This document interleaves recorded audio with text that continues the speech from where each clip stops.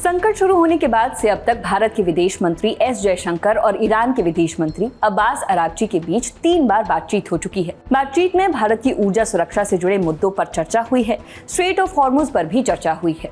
ये कहना है MEA यानी विदेश मंत्रालय के प्रवक्ता रणधीर जायसवाल का। स्ट्रेट ऑफ हॉर्मुज, पिछले 13 दिनों से ये नाम आप हर दूसरी खबर में सुन ही रहे होंगे।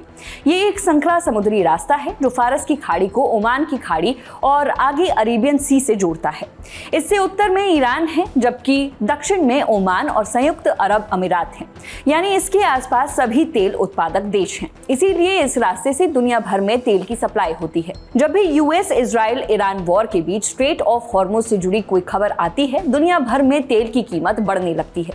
11 दिसंबर को स्ट्रेट ऑफ हॉर्मुज पर 3 जहाजों पर अटैक की खबर आई थी।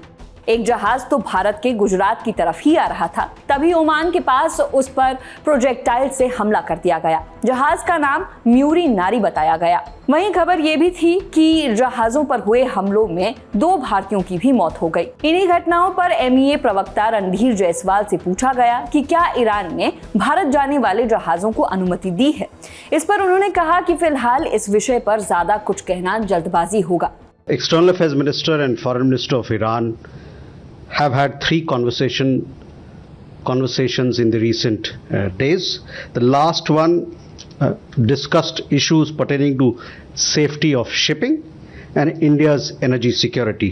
रणधीर जायसवाल ने आगे कहा, हम उन भारतीय नागरिकों की भी मदद कर रहे हैं जो अजरबैजान और आर्मेनिया जाना चाहते हैं और वहां से कमर्शियल फ्लाइट लेकर घर लौटना चाहते हैं। हम उन्हें वीजा दिलाने में मदद कर रहे हैं। हम उन्हें सीमा पार कराने में भी मदद कर रहे हैं। उन्होंने बताया कि ईरान में करीब 9000 भारतीय नागरिक मौजूद थे या अभी भी हैं। इनमें स्टूडेंट्स, नाविक, कारोबारी और कुछ तीर्थ यात्री भी शामिल है। रणधीर जायसवाल ने ये भी दावा किया कि कई भारतीय नागरिक, खासकर स्टूडेंट्स, देश छोड़कर भारत वापस आ चुके हैं। वहीं तेहरान में रहने वाले कई भारतीयों को एहतियात के तौर पर देश के दूसरे सुरक्षित शहरों में भेजा गया है। बता दें कि तनाव के बीच एक राहत भरी खबर भी आई है। सऊदी अरब से कच्चा तेल लेकर आने वाला एक टैंकर 12 मार्च को सुरक्षित रूप से मुंबई पोर्ट पहुंच गया है। उधर इस पूरे मामले में यूनाइटेड स्टेट्स का भी बयान आया है। अमेरिका के ऊर्जा मंत्री क्रिस राइट ने कहा है कि फिलहाल अमेरिकी नौसेना तेल टैंकरों को सैन्य सुरक्षा यानी एस्कॉर्ट नहीं दे रही है। उन्होंने CNBC से बातचीत में कहा कि अभी अमेरिका का फोकस ईरान की सैन्य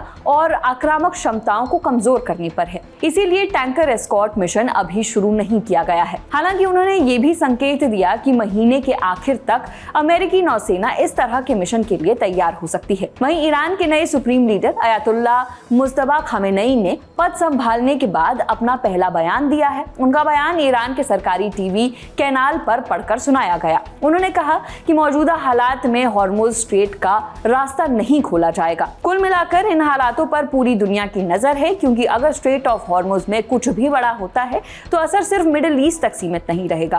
तेल की कीमतों से लेकर वैश्विक अर्थव्यवस्था तक सब पर इसका असर पड़ सकता है।